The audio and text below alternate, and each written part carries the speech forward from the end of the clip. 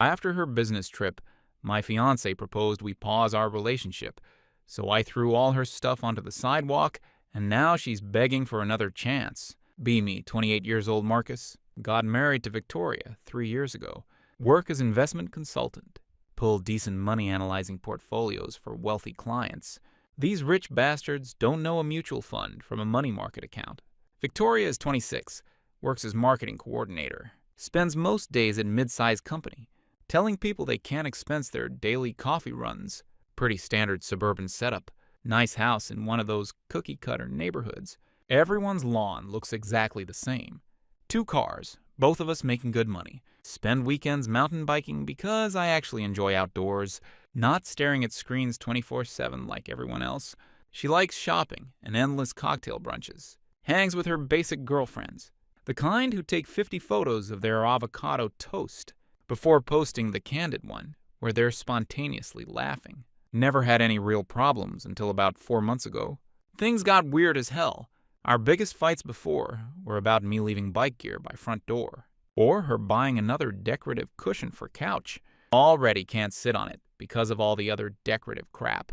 Then she comes bouncing through front door one day, like she just won the lottery.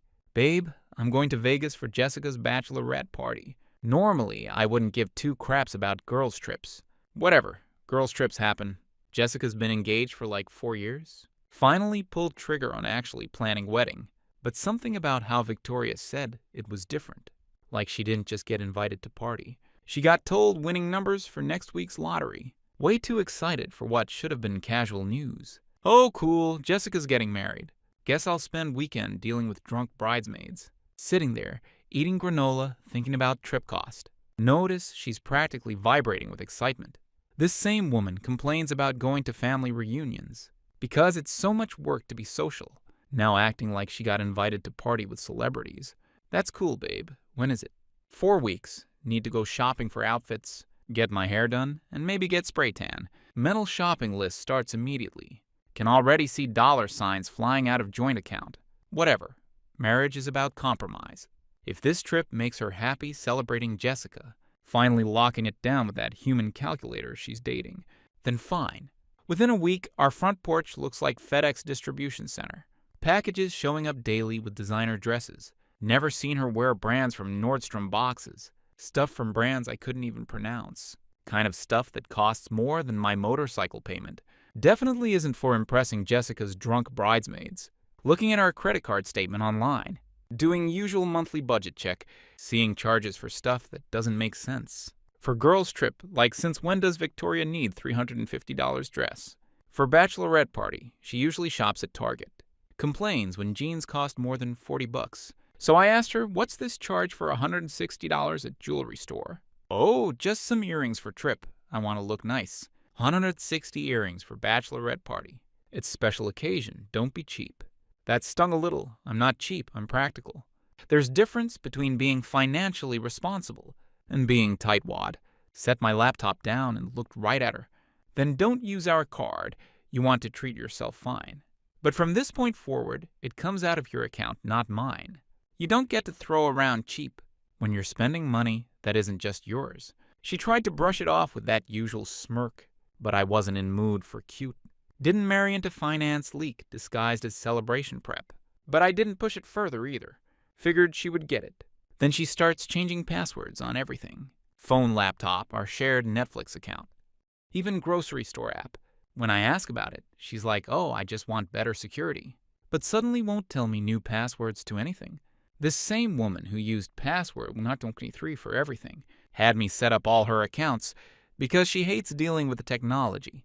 Woman who still needs help connecting to Wi-Fi at hotels. Now she's suddenly cybersecurity expert who needs to lock down access to our Disney Plus account. Lying in bed one night, listening to her typing away on laptop. Realized she's been staying up way later than usual. Used to be she'd fall asleep watching Netflix by 9:30 p.m. Now she's up until 1 a.m. or later. Always on her phone or computer. Always angled away from me so I can't see screen. When I roll over and try to see what she's doing, she immediately closes laptop or turns phone face down. Just work stuff, she says.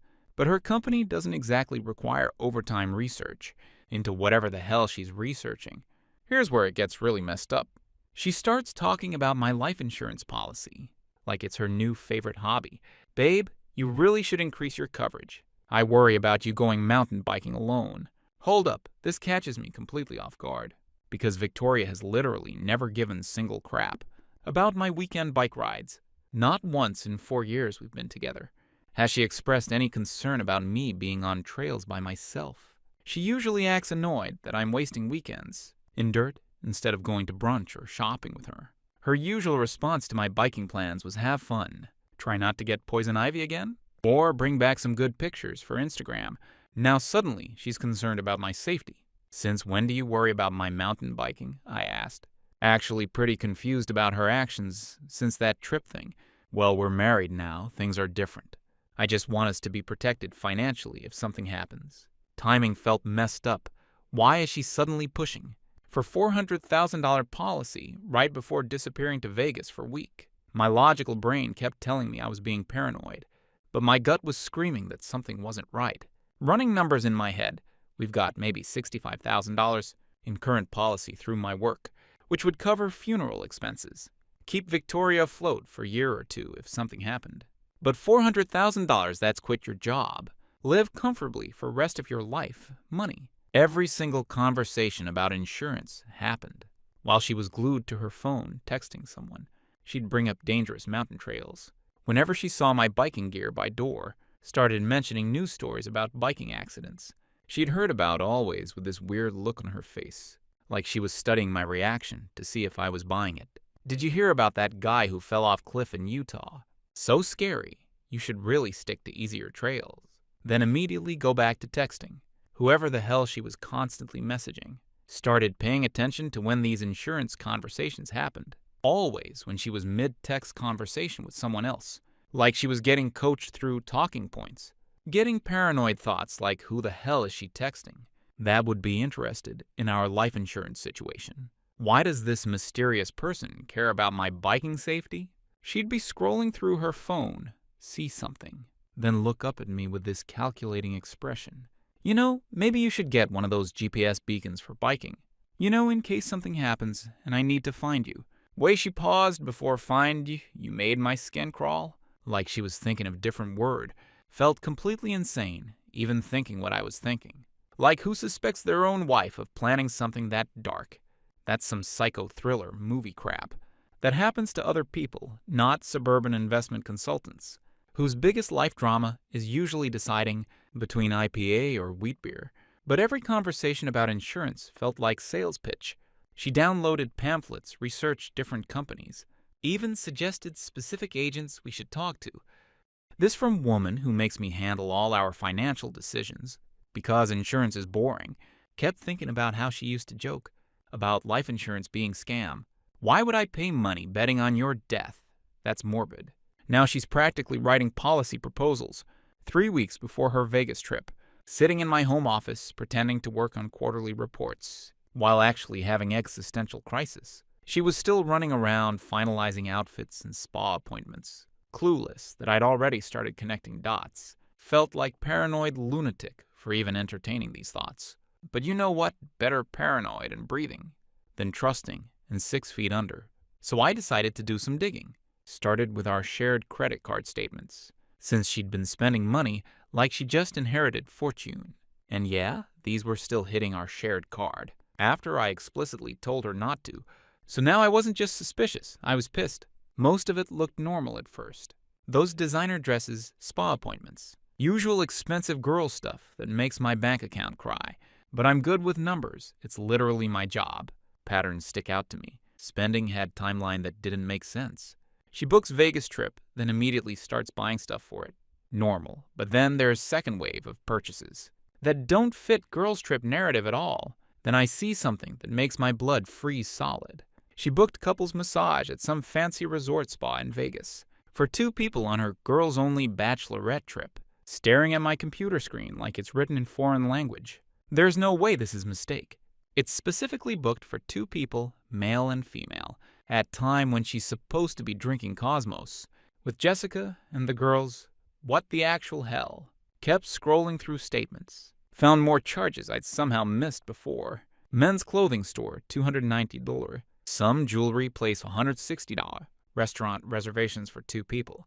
At places that definitely aren't group bachelorette spots. High-end steakhouses and romantic wine bars. Not trashy clubs you'd expect for Jessica's last hurrah. My hands were literally shaking as I screenshot everything. This isn't just cheating. She was building an entire relationship with someone while I'm sitting at home like complete idiot, thinking she's just really excited about her friend's wedding. Restaurant reservations really got to me. Recognized some of these places from when I researched Vegas. For potential vacation we never took.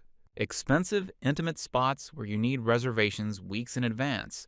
Kind of places you take someone you're serious about. Not random hookups. She'd been planning this for months. Then I remembered something from last month. That seemed innocent at the time. She left her laptop open on kitchen counter. I glanced at her browser history while grabbing coffee. Back then, I thought she was just being supportive of my biking hobby, since all searches were outdoor related. Now those searches looked completely freaking different. Remote biking trails, Utah. Cell phone, dead zones, mountains. Biking accident statistics 2024. Solo biker disappearances. How common are biking accidents? Isolated trails with no witnesses. Survival time mountain accidents. Search and rescue response times. Jesus Christ, was she literally researching how to make me disappear permanently? My brain immediately starts making connections I don't want to make. She's pushing for bigger life insurance. She's researching isolated biking spots. She's planning secret romantic getaway with another man. And she's Googling accident statistics and survival times, sitting in my office sweating through my shirt, trying to convince myself this is all coincidence. But I work with data for a living. I know what patterns look like. And this pattern is screaming danger. Still, I kept telling myself maybe I was overthinking. Maybe I'd been watching too many crime documentaries lately. The YouTube algorithm fed me one twisted husband murder story. And suddenly I'm spiraling. Come on, this is Victoria, my wife. Woman who cries during those ASPCA dog commercials. Same person who made me promise to text her. When I got to Trailhead and when I got back to my car, who insists I carry first aid kit. Because you never know what could happen. She loved me. I gave her everything. Stability, good life, no drama, no secrets. So how could I seriously believe she was planning something this dark? Then again, why were her search terms reading like blueprint for my funeral? Except now those texts seemed less like caring and more like tracking my exact location and timeline. First aid kit thing really started bothering me. She'd bought it for me 8 months ago. Made big deal about how I needed to be prepared for emergencies. But now I'm wondering, prepared for what kind of emergencies? The kind she was researching online. Spent last weeks quietly gathering evidence, while acting completely normal around her. Downloaded 4 months of credit card statements. Screenshot her browser history before she could clear it. Started paying real attention to her phone calls, and how quickly she'd hang up when I walked into room. More I dug, the more screwed up it got. She was smart about it. At least she thought she was. She'd cleared her browser history. But I wasn't checking obvious spots. Pulled up system logs and browser data recovery tools. Kind of stuff most people don't even know exists. Unless they've worked IT or dated someone paranoid enough. To install Keystroke Logger, that's when it all came flooding back. Cache fragments, autofile suggestions. Partial URLs stored in browser's internal files. Enough to piece together what she'd been looking at. Insurance payout timelines. Accident investigation procedures. Even how to act devastated at funeral. I actually sat back in my chair for that one. Who Googles that? Unless they're preparing for performance. Other gems from her search history. Do insurance companies investigate all accidental deaths? How long before life insurance pays out? Suspicious versus non-suspicious accident patterns. Acting grief-stricken tips. Widow support groups near me. How to grieve properly in public. Bereavement leave from work policies. What to wear to husband's funeral. She was already planning her widow era and sending me to God while I'm obliviously packing energy bars for weekend bike rides, planning what to wear to my funeral, like it was another social event she needed right outfit for. Absolute worst was finding young widow success stories and rebuilding life after tragedy. She was researching how other women had moved on after losing their husbands, probably looking for inspiration or cover stories, looking at months of search history that reads like manual for eliminating your spouse and getting away with it. and timeline perfectly matches her sudden interest. In my life, insurance, and biking safety. Then the day finally came. Victoria left for Vegas with her suitcase. Sun hat and see you Tuesday like everything was normal. Gave her casual nod, watched her Uber pull out of driveway, and locked door behind her like I was sealing off crime scene. And I'll be real, part of me was scared. Not of her exactly, but of how far down rabbit hole this thing might go. I'd been sleeping beside someone who might have been planning my funeral. Needed her gone, so I could think clearly without the act. Without fake kisses and fake love yous. While she's Googling how to stage grief. Needed silence to breathe, to figure out what the hell I was actually dealing with. So while Victoria's off in Vegas, supposedly celebrating Jessica's last days of freedom, I'm home going full scorched earth on our entire life together. If I'm wrong about this, I'll look like biggest paranoid asshole on planet. If I'm right, I'll still have pulse next month. Decision to protect myself legally felt surreal, driving to attorney's office thinking about how this morning I was married to someone I trusted completely, and now I'm treating her like hostile enemy. But evidence doesn't lie, and I'd rather be wrong and embarrassed than right and dead. First stop, attorney's office. Transferred every single asset we own into a revocable trust with my sister Diana as trustee. House, cars, investments, my 401k, even my comic book collection from when I was kid. That's somehow worth like $6,000 now. If something happens to me, Victoria gets exactly nothing. Sitting in that lawyer's office explaining why I need to hide assets from my wife felt like most surreal conversation of my life. Attorney, this sharp woman, I'll call her Janet, just listened to everything without judging. Mr. Thompson, in 25 years of family law, I've seen wives hide assets, cheat, lie about paternity.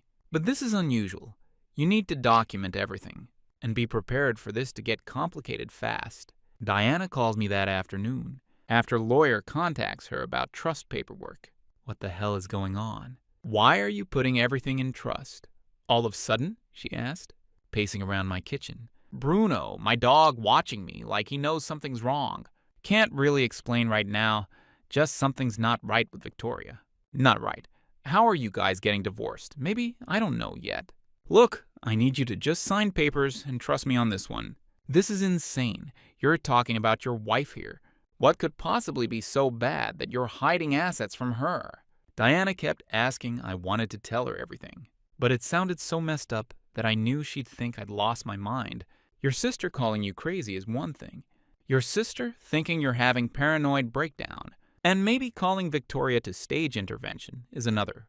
Diana's always liked Victoria, thought she was good for me, because she settled me down from my bachelor days. If I told her, I think Victoria's planning to eliminate me. For insurance money, she'd probably suggest couples therapy and mental health evaluation. Diana, I promise I'll explain everything later. Right now, I just need you to have my back without asking questions. Long pause, I can hear her kids screaming in background. Normal family chaos kind of life. I thought Victoria and I were building toward. This better not be about some midlife crisis nonsense. It's not, I swear it's not. She signed papers, but I could tell she thought I was losing it. Can't blame her really. From outside it looked like I was having some kind of mental breakdown over nothing. Called locksmith, had every lock in house changed, while she was busy posting Instagram stories of beaches, cocktails, and fake laughs. She had no clue I was turning our home into fortress. Then came security system full setup. Motion detectors, door sensors, cameras covering every angle. Technician walked me through app, showed me how to monitor everything in real time. Every ping, every movement straight to my phone. Felt less like installing system, and more like laying perimeter defenses. After that, I found most cutthroat divorce attorney in town. Put her on retainer, Janet Sharp, brutal and allergic to bullshit. Kicked off paperwork to dissolve marriage. 3 years down drain, sure, but I'd rather be single and breathing than married and memorialized. Janet laid out legal strategy while I sat there, still not quite believing this was my life. We'll file for dissolution based on irreconcilable differences, but we're also going to request emergency asset protection based on suspected fraud. Insurance angle gives us grounds to freeze everything. And by the way, Victoria's texting behavior during her trip was interesting as hell. On first day, she gave constant updates with pictures of beach, the hotel, her and girls group shots, where everyone looked appropriately drunk and happy. Jessica and her bride to be Sash. Whole cliche bachelorette setup. Day 2, radio silence for 14 hours. Then one generic photo of sunset with no people in it. No explanation for communication gap. No group shots, just sunset that could have been taken anywhere. Day 3 onwards, I'm getting one word, responses to my messages. While she's clearly active on social media posting stories, ghosting and disconnect was obvious. She'd respond to my how's the trip with good, but simultaneously post detailed stories about drinks and restaurants. Instagram posts were wild too. Went from group shots with Jessica and bridesmaids to solo pics that screamed look how hot and available I am. Cocktails on beach designer outfits. That fake candid laughing pose that says, I'm living my best life without my boring husband. Started screenshotting everything before it could disappear. Timestamp showed she was posting solo content during times when she claimed to be with groupie. Either she was lying to me about her activities, or she was lying to Instagram about being alone. At that point, I was running on fumes, barely sleeping, mind spinning every night, second guessing everything. From moment we said I do, it was like playing chess against someone who didn't know rules but still managed to cheat. Wasn't even angry anymore, just numb tired. Like I was stuck in some slow-motion car crash and couldn't hit brakes fast enough. Then my buddy Kevin sends me screenshot that confirms everything. It's from Victoria's close friend's Instagram story. Video of her grinding on some random dude at club. With caption, finally free. Finally free from what exactly? Oh, right, from her boring husband, who she's planning to collect insurance money from. Kevin's message, dude, isn't Victoria supposed to be? At bachelorette party, this looks pretty coupley to me. Guy she's with is tall tan, looks like he stepped out. A Vegas nightclub catalog. Gold chain designer shirt, whole douche uniform.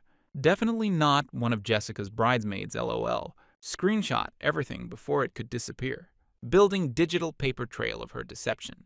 Contrast between what she was telling me and what she was actually doing was damning. That night, I couldn't sleep, just kept staring at ceiling, thinking about how close I came to actually increasing that life insurance policy. She brought it up at least 8 times, always mentioning how dangerous my biking was getting and how she'd be financially devastated if something happened to me. Word choice was interesting in hindsight. Not emotionally devastated or heartbroken. Financially devastated, like losing me would be budget problem, not personal tragedy. How many solo bike rides would it have taken before I had accident on some remote trail? How long would she have waited before calling police? Crying about her missing husband who never came home from his weekend ride? Messed up part is I still felt guilty for not trusting her, even with all evidence sitting right in front of me. Part of my brain kept saying you're overreacting. She loves you. This is all just coincidence. Society programs you to trust your spouse unconditionally, to give them every benefit of doubt. When someone you love is acting sketchy, your brain tries to rationalize it away instead of accepting obvious truth. But coincidences don't Google how long before insurance pays out on accidental death while booking romantic getaways with other men. Anyways, Tuesday night, Victoria's plane lands at 9:23 p.m. I know because I checked flight status about 60 times that day. Nervous as hell, but also excited to see how this plays out. Part of me is still hoping I'm wrong about everything, that there's some innocent explanation for all evidence I've gathered. Bruno keeps pacing around house like he can sense something big is about to happen. That dog has always been good judge of character. Never warmed up to Victoria the way he does with people he trusts. My phone starts buzzing at 10:47. Hey babe, I'm at baggage claim, where are you? Sitting in my living room with a glass of whiskey and divorce papers spread across coffee table. Irony isn't lost on me. She's expecting ride home from her secret romantic getaway. And instead, she's getting served with dissolution papers. I'm not coming, I said. Long pause. I can hear the airport noise in background. Sound of her world about to get flipped upside down. What do you mean you're not coming? How am I supposed to get home? You're not coming home. Check your email. Satisfaction of saying those words was incredible. All stress and paranoia of past few weeks, crystallizing into this one moment of truth. Hang up before she can respond. Divorce papers hit her inbox at exactly 10:50 p.m., along with detailed explanation of why our marriage is over. Attached were screenshots of her credit card charges, browser history, and my personal favorite, timeline of her insurance conversations compared to her Vegas planning. Subject line, enjoyed Vegas, here's your souvenir. Email was methodical, laying out everything, like prosecutors' closing argument. Dates, times, evidence, conclusions. Spent hours writing it, making sure every accusation was backed up with documentation. She calls back immediately. I decline. She calls again, decline. On third try, I pick up just to hear her lose her absolute mind. What the hell is this? You can't just lock me out of my own house. Her voice is shaking, but I can't tell if it's from anger or panic. Probably both. It's not your house anymore. Everything's in trust now. This is illegal. I have rights. Yeah, so do I like, right? To not end up as statistic for insurance money. I said, screaming starts. How dare I accuse her of something so crazy? How I'm being paranoid. How she never did anything wrong. You're insane. I would never hurt you. I love you. Love me. You Googled how to look devastated at funeral while booking couples massages with some other dude. That's not love, sweetheart. That's premeditation. At that moment, I could practically hear her brain scrambling for explanation that doesn't exist. I can explain everything. Save it for your lawyer. Hang up again and turn my phone on silent. Let her scream into void. 25 minutes later, my new security system alerts me that someone's at front door. Check camera feed and there's Victoria with her suitcases. And some dude I've never seen before. Vegas boy toy, I'm guessing. She actually brought him back with her to our house. Audacity of this woman. He's exactly what I expected, probably wondering if this is house he was going to help her cash in on. They spend about 15 minutes pounding on door and ringing doorbell. Victoria's yelling through windows about how she lives here, and I can't keep her out. She's trying to peer through curtains, checking if any windows are unlocked. Desperation is obvious, even through security camera. Open this door right now. This is my house too. Babe, maybe we should just go to hotel for tonight, he said. No, he can't do this. I have rights. Guy keeps looking around like he's sizing up property value, probably doing mental calculations about potential insurance payouts, or maybe just realizing he picked wrong married woman to mess with. Don't answer sitting in my kitchen, watching whole show on my phone like it's reality TV episode. Bruno's at window growling at them, which just makes Victoria more hysterical. I know you're in there. You can't hide forever. Actually, I can. It's my house now, and I've got security cameras recording everything for future legal proceedings. They eventually gave up and left. My Ring camera catches them arguing in driveway before driving off in his rental car. She's gesticulating wildly, probably explaining how I went crazy and locked her out for no reason. He looks like he's reconsidering whatever arrangement they had. Honestly, best $180 I ever spent on the locksmith. Over the next few weeks, shit gets real interesting, real fast. Janet files for emergency asset protection based on suspected fraud. Insurance company gets wind of situation and launches their own investigation. Turns out they take attempted fraud pretty seriously, especially when there's this much evidence. Insurance investigator contacts me for interview. Lay out everything, browser history, timing, Vegas receipts, all of it. She takes notes like she's seen this playbook before. She explained to me that Victoria's search pattern follows classic insurance fraud preparation model. Research target activity, find vulnerabilities, establish plausible scenarios, research investigation procedures, practice emotional responses. She told me that how to look devastated at funeral search is actually more common than you'd think. Amateur fraudsters always worry about their acting ability during investigation phase. What really gets me is how methodical Victoria was about it. This wasn't some spur-of-moment decision. She'd been planning this for months, maybe longer. Every conversation about my biking, every suggestion about insurance, every concern about my safety was calculated. Investigator showed me similar cases she's worked. Spouses who plan this type of fraud usually follow same pattern. They research intended method, establish plausible scenarios, then work on their emotional cover story. Your wife hit every checkpoint. Meanwhile, Victoria's blowing up everyone's phones, trying to control narrative. She's telling friends and family that I snapped and became paranoid and abusive for no reason. Classic gaslighting. Her mom calls me crying, asking why I'm destroying her daughter's life. Answered calmly, Mrs. Peterson. Your daughter Googled isolated biking trails with no witnesses while trying to get me to increase my life insurance. Draw your own conclusions. That shut her up real quick. Hard to argue with browser history. Victoria kept swinging. showed up at my office unannounced, demanding to talk. Security walked her right back out. Then she tried calling my boss, rambling about how I was mentally unstable and shouldn't be handling client portfolios. Like that was going to work on someone who's known me longer than she has. Then came cherry on top. She filed police report saying I stole her stuff. You know, the stuff I had carefully packed up and sent to her mom's place with full inventory. Tidy, respectful, nothing dramatic. That one made me laugh. Don't know exactly how that conversation went down, but based on fact that no one ever followed up with me, I'm guessing it didn't go way she hoped. Pretty sure cops know difference between theft and you got locked out after getting caught. Planning your husband's exit strategy. By then, even people who'd been in her corner were going quiet once screenshots and search history started making rounds. Whole poor Victoria narrative didn't hit same. 2 months later, we're sitting in family court. For divorce proceedings, Victoria shows up with some public defender-looking guy who clearly doesn't specialize in family law and probably took case for grocery money. I've got Janet, who's been salivating over this case since I first told her story. Courtroom feels surreal. 8 months ago, I was planning our future together. Maybe talking about kids, definitely talking about upgrading to bigger house. Now we're sitting on opposite sides of courtroom, while lawyers argue about whether she tried to eliminate me for money. Discovery phase was absolutely brutal for Victoria.